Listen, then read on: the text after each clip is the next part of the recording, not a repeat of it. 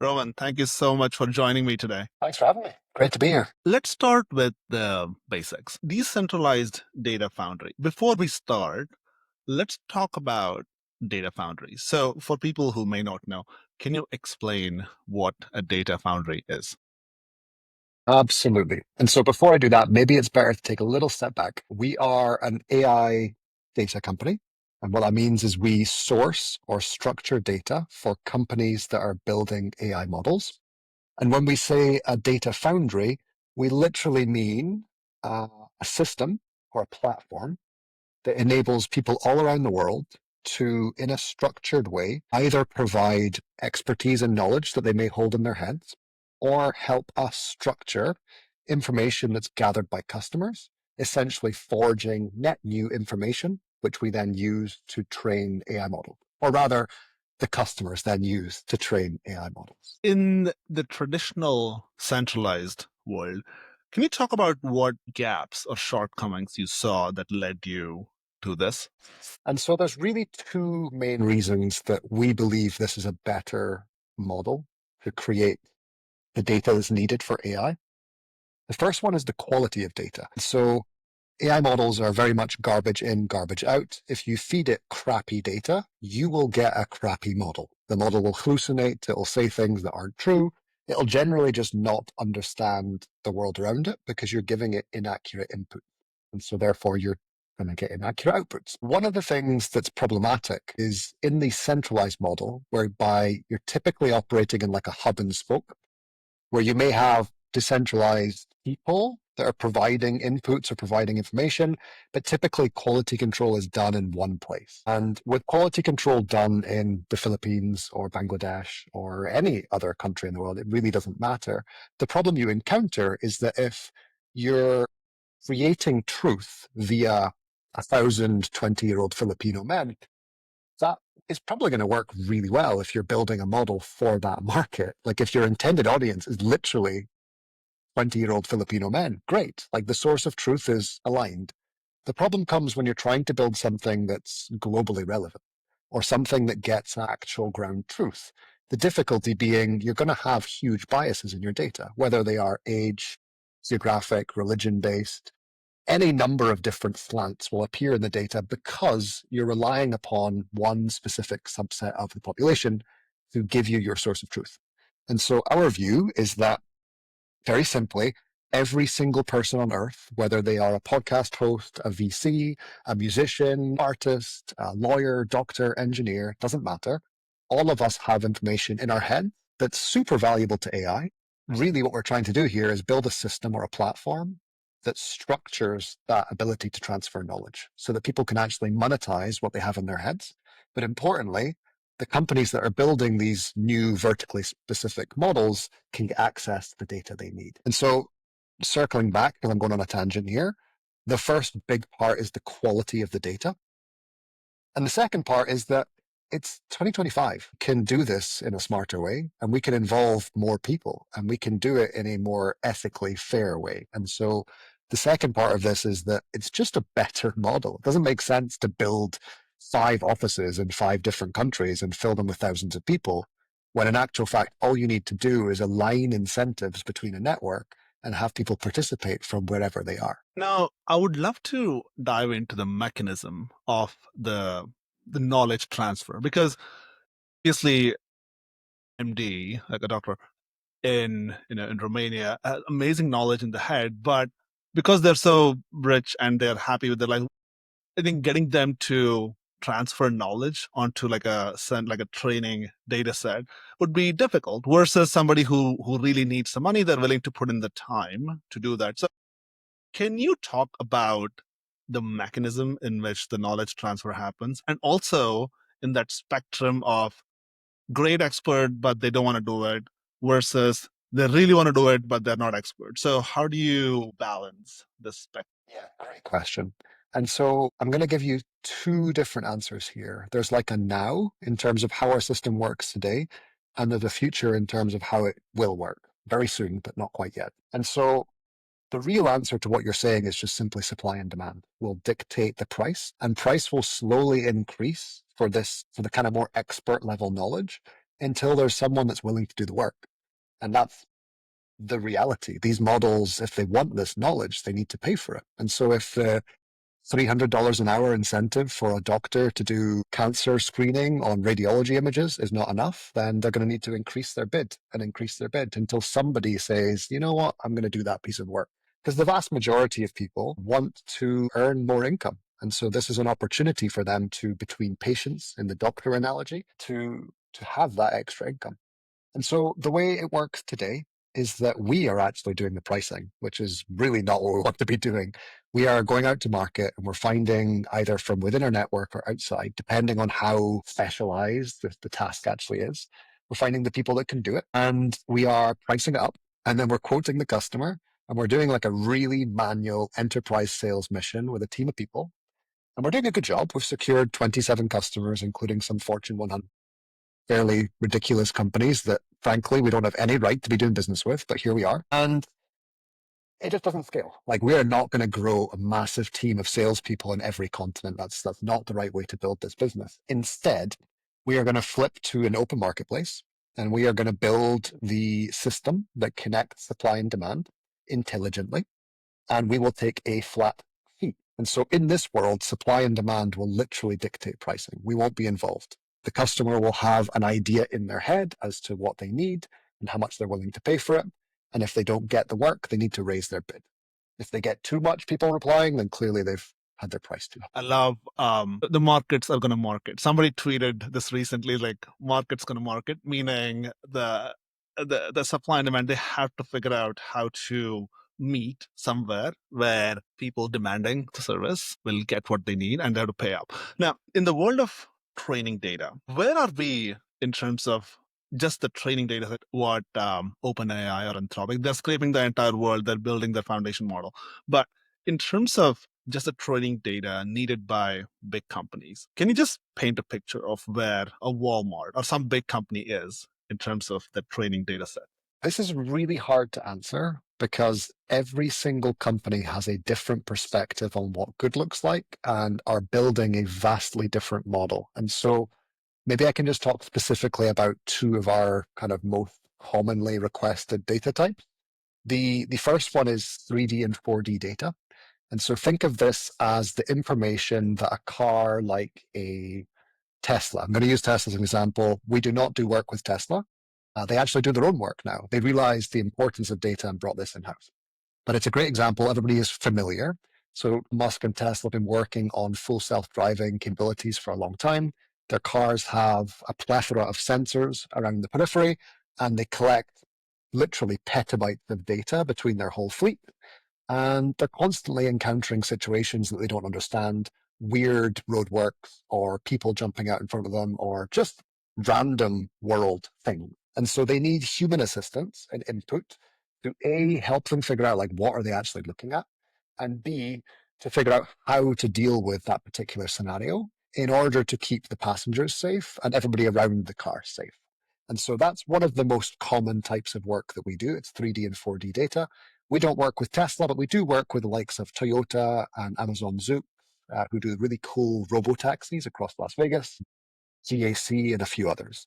This type of data also lends itself really nicely to robotics, either manufacturing robotics, because they have very similar sensors and they're looking at space and time in the same way, or humanoid robotics, which we'll slowly start to see in increasing numbers out in the wild. And these are essentially just a self-driving car with legs instead of wheels. From a data perspective, it's almost identical, except rather than annotating and helping them understand road positioning and things that may be hazardous around the road, it's within a house or doing chores, working on a construction site, working in a factory, whatever the case may be. So 3D, 4D data, big part of our everyday work. The other thing that's very commonly requested is net new information. We talked a little bit about kind of expertise. Typically, that's called chain of thought reasoning. And so if we use the doctor example from earlier, this could be, I believe this particular part of this radiography image is an issue. That's like your bounding box type labeling task, very simplistic. However, completely invaluable. Like well, it's not invaluable. It's not very valuable to a model because what they really need is the understanding and the chain of thought that led the person to make that choice. And so it could be this particular part is shadowed and has a ground glass occlusion around it. And so therefore, I think it is X, Y, or Z. And this is the real value to an AI model to have them properly understand. So data collection is the other huge part, and it can be everything from voice. I'm from Scotland. I don't sound like someone from the US, so I don't sound like somebody even from England. And so when you are using Google Home or Alexa or Siri, if you have anything other than a plain vanilla, perhaps West Coast US accent, you're probably used to having a bit of a hard time, or at least you were. Things are getting better now. But things are getting better because these companies are asking for huge amounts of voice from people like us, candidly, who have different accents and are able to help use that information in lots of different languages, be them English, Spanish, Portuguese, whatever, to make their voice assistants more useful. We also have image capture, video capture, and a whole bunch of others. But stepping back again, it's 3D, 4D data and data collection, that kind of two of the biggest asks from our customer. Now, let's go to the launch of Sapien. I want to take you back because many of the listeners are either early stage builders or people who are thinking about building something. So what did the MVP look like? And also, how did you decide what features would go into this before you just ship it? So MVP for us was a very simplistic labeling interface where we didn't have any modality other than here's an image, tell me what you see, or draw a box around something, like draw a box around the AirPods type stuff. Computer vision can do everything that our MVP did back then automatically without any input from any people. And so you'll hear people saying that this type of work is very low margin. I would go a step further. This type of work is literally worthless at this point. Computer vision model will do it for us. We do not need this. Really, the puck is moving up to much more sophisticated types of data or nuanced understanding of context. And so the MVP was really simplistic. It was like two colors, web app. User was able to log in just with an email, and they were tagging. And so they were like, here's an elephant in a field. We actually did bizarrely, it was valuable at the time, but we did a project for a university in Canada, and they were building a model to recognize different types of animals. And so we had literally like, what is this type thing? And that was one of the first tasks live in the platform. But again, no advanced functionality, no gamification. Design was terrible. Just a very quick and dirty proof of concept to see A, are people even remotely interested in doing this? And B, if they are, can we get anywhere near an acceptable standard of data out of this? And we learned a ton.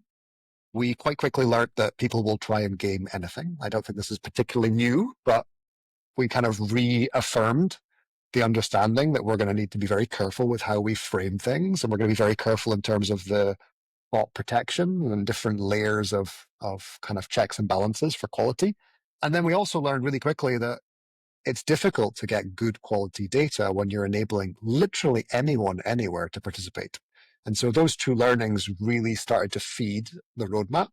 And then learnings from our customers, particularly in terms of like, this is completely nonsense, we don't need this, we would love some of this, started steering us down a different path. And so today we're building a very different business. We're no longer building what was essentially decentralized scale AI.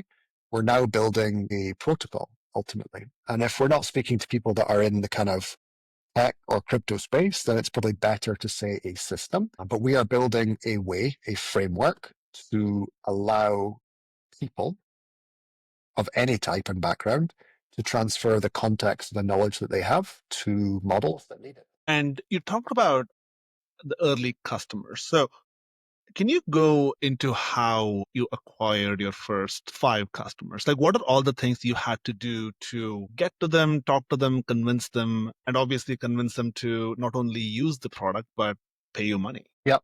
It's beg, borrow, and steal is basically the short answer here.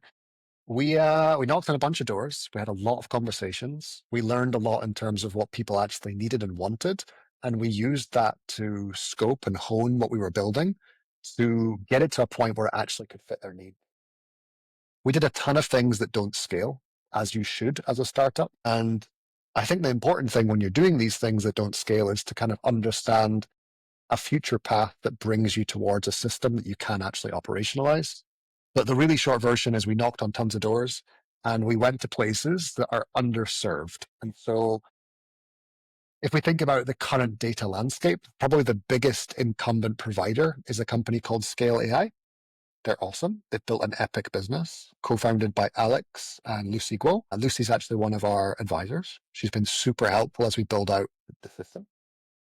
But they are in a position where they're doing work for like the US government and the Pentagon and a bunch of other different kind of government level agencies.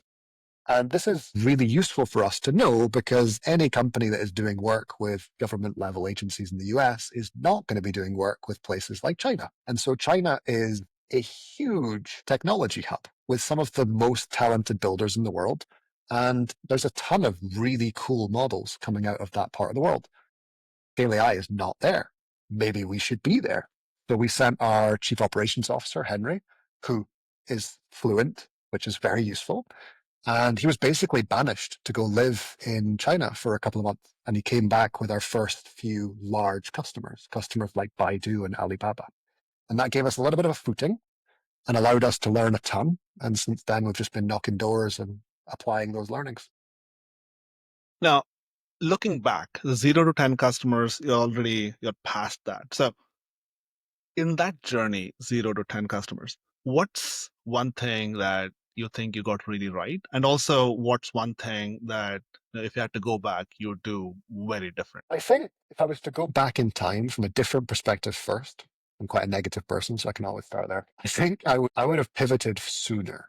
I think we had line of sight that what we were building probably wasn't going to be super useful long term, but you kind of get stuck with blinkers on and you convince yourself in like an internal circle jerk that actually you have the solution, even though you're hearing from customers that perhaps it's not exactly what needs to be in market. I think if I was to go back, we would have started building what we're building now faster. We wouldn't have wasted 6 to 8 months trying to go down a path that didn't appear to be that solid. And the things that we did right, I think I just talked about a second ago, we went where we knew there weren't a ton of competition or competitors. And so that enabled us to really just punch above our weight. We were a tiny team with not very much resources, and we were winning business from some of the largest companies in the world. And so that wouldn't have been possible had we went to a super saturated market. However, now that we've managed to win some very large customers and proven that we can deliver good quality data, we can now go back to these saturated markets with real case studies and real references from large household names and say, we can do this. Like we have the ability to get the data that you need. You want to build a model? We're your partner. And so I think that was smart. That's great. Now, once you got a first handful of customers and hey, we are onto something, this is kind of working. And after that, it's just any startup, just a sequence of experiments with the hope that something clicks before you die. So if you were to advise a young founder who's in that, oh, we got our first 5 customers, kind of something is working, what experiments do you recommend they should run to quickly figure out how to double, triple, or quadruple the number of customers? I would probably actually recommend, rather than doing a bunch of experiments, go and just spend a bunch of time with those 5 customers, learn about every single pain point that they're facing, and try and figure out where you can add any additional value to make what you're already providing them more useful. And that really is going to dictate your early roadmap.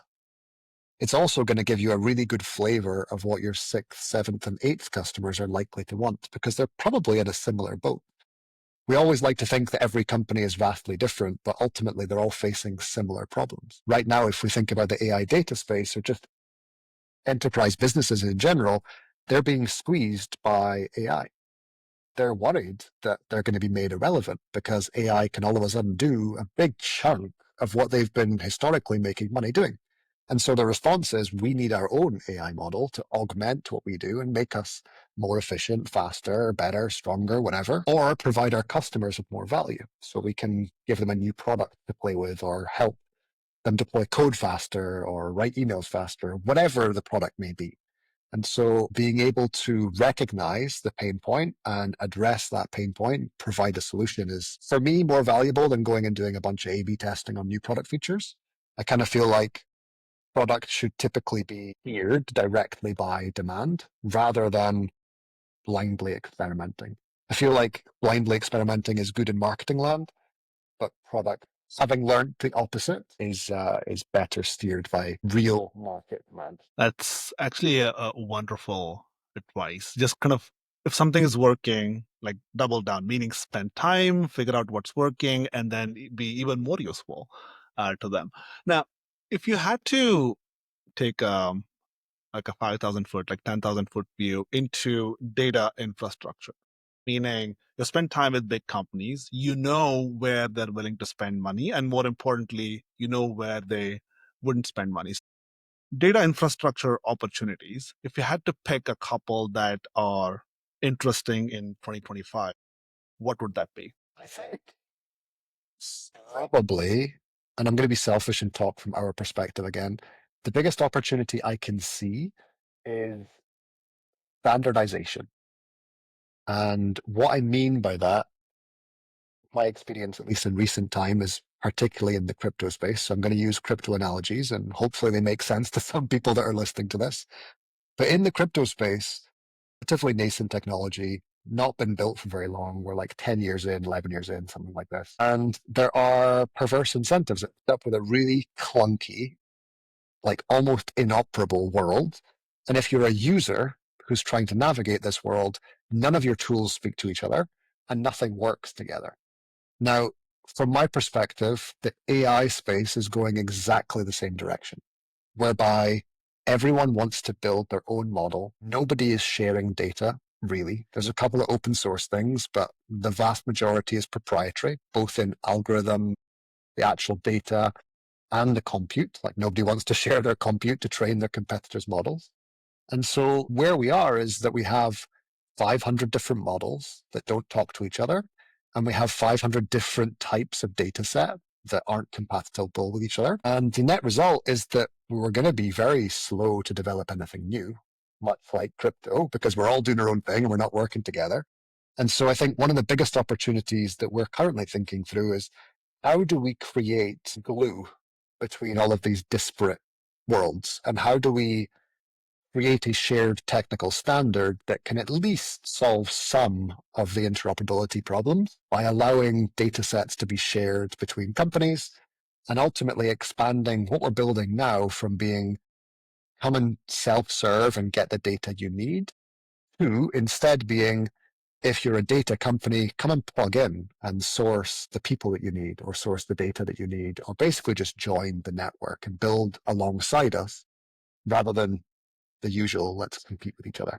And so I think creating a shared technical standard for different modalities of training data is super important and something that we're actively thinking through and working with some partners on. Okay. Now, thinking about the database layer for a second, if you were to design a brand new database that's completely AI native and you don't care about any other use case, like what does that look like? Like, what should a database be able to do well to serve this AI native wave we are in? It's a great question. It's not something I've ever thought about, to be honest.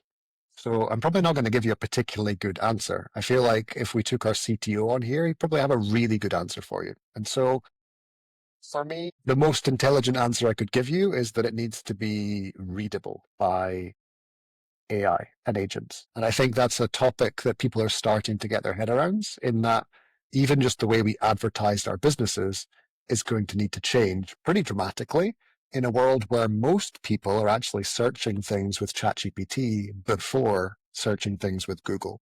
And I think a database would need to be positioned and framed and made accessible in the same types of ways that we will index and make accessible our websites or product portfolios or whatever to the AI world. And so that's a very commercially answered answer. But yeah, if you want a better technical answer, we can get our CTO on here and he can give you a. No, I think that you kind of hit it on the head. Is many of the databases that we've used or we're using, they're designed like many years ago. They weren't designed. They weren't even thinking about the LLM era, and that's why I always wonder. For some reason, there's no single global standard database. There are so many of them, and they all serve like a like their own like vertical use cases. So no, that's great. Coming back to company building, if you had to pick the biggest challenge that you had to overcome in building Sapien, what would that be from day zero to today? Probably. So once we figured out what we actually were building, we went through a couple of iterations of potential product. We essentially did the shotgun, like smash a bunch of stuff against the wall, whatever sticks, let's double down on that. And it became very clear that the path we're on now is the right path. We have good traction from customers, we have good traction from users. But I think probably the thing that we've done the least good job on so far, I'm going to be nice to ourselves, is explaining, storytelling, messaging, imagery.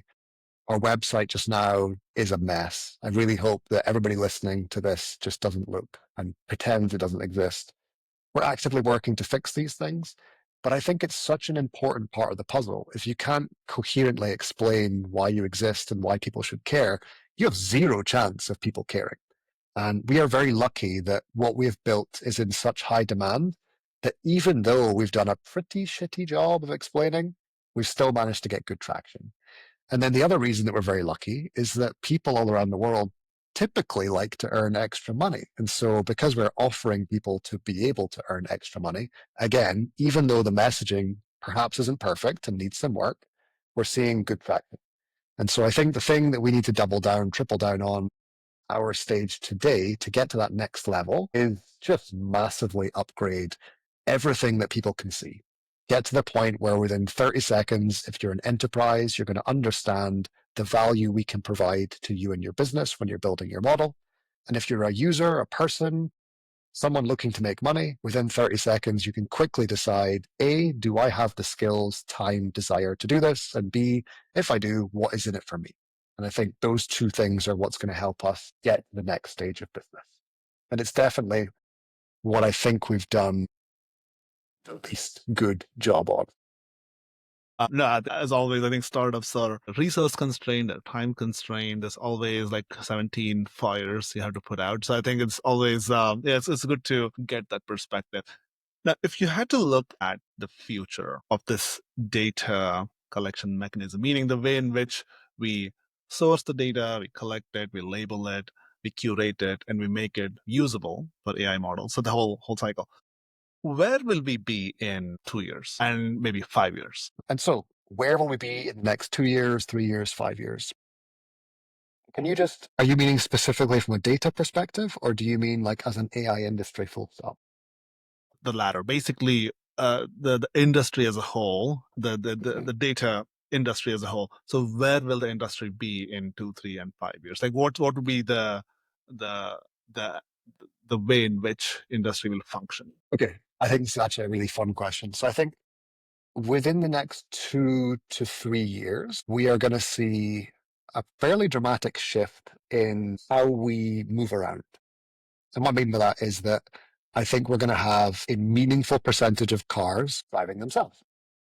And that means there will be a huge amount of 3D, 4D data that needs to be interpreted and that needs to be sculpted and structured and then sent back for inference and training so that we don't kill a bunch of people and that we have cars that drive and operate safely and can do millions of miles every year in lots of different places. Unfortunately, this is not one of those things that you can teach a car to drive in SF and then take it to San Diego. I think Waymo have quite famously just found this out for themselves. They got their Jaguar F-Pace or whatever they are, the white cars, to drive really nicely in SF. They took them to San Diego, I believe.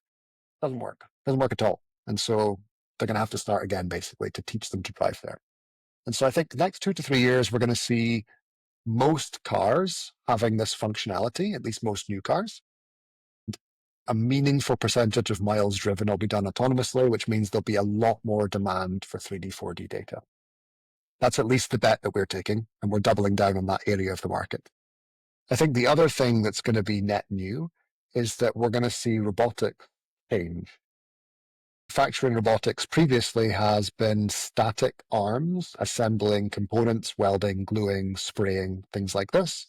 And I think we're going to start seeing essentially the same stuff, but on legs or wheels that can move around. And again, that to us will generate huge quantities of demand for 3D, 4D information. You may be listening to this and thinking, no, we're going to have a year of demand and then we'll be able to extrapolate everything from thereafter. I would push back on that and say that randomness is going to create demand almost in perpetuity, because you will always have a weird scenario that we haven't yet encountered. And the safest way to handle that random event is to do nothing until you have clarity and confirmation what the right thing to do is, particularly if you're a 10-ton robot with people walking around, or you are a 2-ton vehicle driving through a city. The safest thing is always to do nothing. And so I think that will continue. And then I think looking all the way out into the future, we're probably going to have most AI living within some sort of different device. Today, we are talking to our phones via text. Some people may be talking to their phone via voice. And we are on our laptop, augmenting our coding, augmenting our communications. I think it's not going to be long before we have a different way of using AI. We're already seeing companies like Granola who are listening to essentially all of your meetings in the background and then giving you actually really nicely structured decent notes. I have no dealings with Granola professionally. I don't know the team, but here's a free plug for them. Like if you're not using Granola, you probably should be. It's really good. Yeah. Yeah. I think things like that will become much more common. We're seeing things like pins that will just kind of listen to your daily life and then give you an oversight of what's happening or help you with basically augmenting memory. All of these things will generate different types of data and need different types of structuring to help make them useful. And ultimately, I think we're going to end up with AI essentially living within some sort of robot, whether that's humanoid or a avatar style thing that's kind of walking around your house looking like a dog, cat, rabbit, whatever. I think that's going to be the next big step, and that will create a whole new type of demand for data and information, which will look, in our view, very similar to your 3D, 4D type stuff. Right. Amazing. With that, we're at the rapid fire round. I'll ask a series of questions and would love to hear your answers in 15 seconds or less. You ready? Let's do it. All right. Question number one. What's your favorite book? Most recently, Outlive by Peter Attia. It's an amazing book. Yeah, it's really good. Fun read. What has been an important but overlooked AI trend in the last 12 months? I think likely overlooked is a little bit tricky. I think AI in general is very talked about, so there's not much that's overlooked. But I think what I just spoke about is probably the most overlooked at my view, that the way we interact with AI is going to change dramatically and it's going to change. What's the one thing about decentralization that most people don't get? It's a buzzword. People are always saying decentralize everything, decentralize this, decentralize that. To us, to me, that makes no sense. Reason to decentralize certain things. It adds massive value in certain ways. A lot of the time, though, if you decentralize something, you make it worse. And so don't decentralize everything. Decentralize the things that actually benefit from being. What separates great AI products from the merely good ones? Understanding context and high quality What have you changed your mind on recently, humanoid robotics. for better or I am worse? a massive Star Trek geek. And so for me, humanoid robotics is just data. And I've always thought about it as nothing but a good thing. However, in recent months, I've been thinking about it more and more as actually potentially quite a sinister and perhaps not good thing. But we will see. What's your wildest AI prediction for the next 12 months? Wildest for the next 12 months, AGI. I think we are so close. All right, final question. What's your number one advice to founders who are starting out today? Do it. Literally just start. Take the first 2 steps. The whole path may not be clear. You will not know until you start walking. So start walking. Yeah. It's funny how many founders, I think it boils down to this single essence. Like there's no magic, big, amazing thing. It's just, you just do it. That's just pretty much it. Just the thing is like, that's about it. So that's amazing. Rowan, this has been a brilliant episode. Loved the learnings, the hard-earned insights, the pivot, and I think the journey of just like founding and building a company, it's amazing. So thank you so much for coming onto the show and sharing your knowledge. Thanks for having me. Really appreciate it. It's been fun.